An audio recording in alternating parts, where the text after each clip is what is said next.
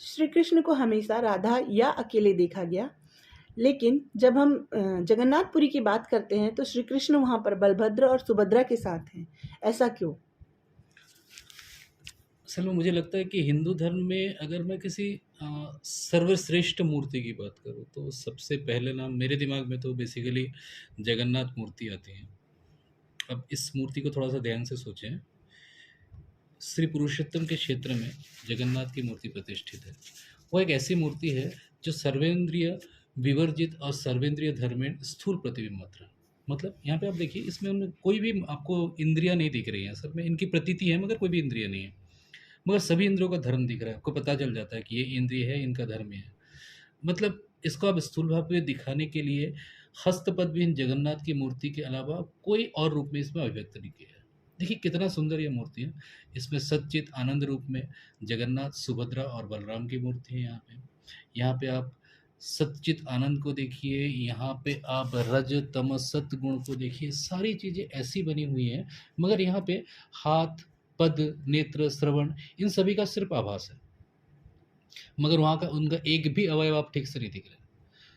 तो मुझे लगता है इससे सुंदर कोई मूर्ति जिससे आप पुरुषोत्तम की परिकल्पना कर पाए, मुझे यहाँ असंभव लगता है। क्योंकि देखिए, एक विशाल माया जल जो है, जिसे हम लोग समुद्र कहते हैं, उसके साइड में। और सबसे बड़ी बात होती है कि जब भी हम लोग कहते हैं कि श्री कृष्ण के वहाँ पे हम लोग जगन्नाथ मूर्ति के मंदिर के अंदर घुसते हैं, फिर वहाँ पे आवाज़ें, समुद्र की कोई आवाज़ नहीं आती।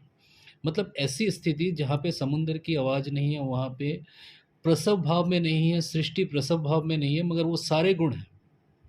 प्रसव भी थोड़ा सा हम लोग समझते हैं, प्रसव भाव या सृष्टि हम लोग समझते हैं कि कोई भी चीज़ जब स्थिति में रहती है, स्थिति में रहने के बाद जब प्रसव में आती है, पुरुषोत्तम जब प्रसव भाव में आता है तो प्रसव भाव असल में होती है कि उसके बाद ही उनके अंदर की सारी एक्टिविटीज।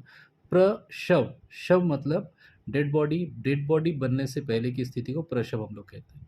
ठीक है, मतलब ये कभी ना कभी खत्म होने वाली है।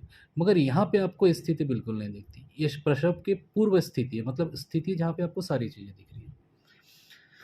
तो आप इससे बेहतर मुझे तो नहीं लगता कोई और मूर्ति हमारे हिंदू धर्म में है। और हिंदू धर्म ने इसको इस तरीके से बनाया, मुझे किसी भी और धर्म में ये नहीं लगता आप किसी को इतने प्रेम से किसी चीज़ को अपना बनाने के लिए इतने अच्छे तरीके से पुरुषोत्तम भाव को दे सकते हैं। अपानी पादो जबनुग्रहिता पश्यत चक्षु स शृणत्तु कर्ण। यहाँ पे इसी रूप में पुरुषोत्तम विराजमान है। यहाँ पे वर्ण नहीं है, यहाँ धर्म नहीं है, यहाँ आश्रम भी नहीं है। यहाँ पे सब समान है, यहाँ पे सभी एक रस है। यहाँ पे वर्ण जाति भेद कुछ भी नहीं है, पूजा भी नहीं है, अर्चना भी नहीं है। सिर्फ आप वहाँ पे दर्शन करते हैं और भोग लेते हैं, दर्शन करते हैं और भोग लेते हैं। तो इससे मुझे नहीं लगता अतीन्द्रिय किसी वस्तु को इंद्रिय योग्य बनाने का इससे अच्छा कोई मूर्ति मुझे अभी तक तो समझ नहीं आया।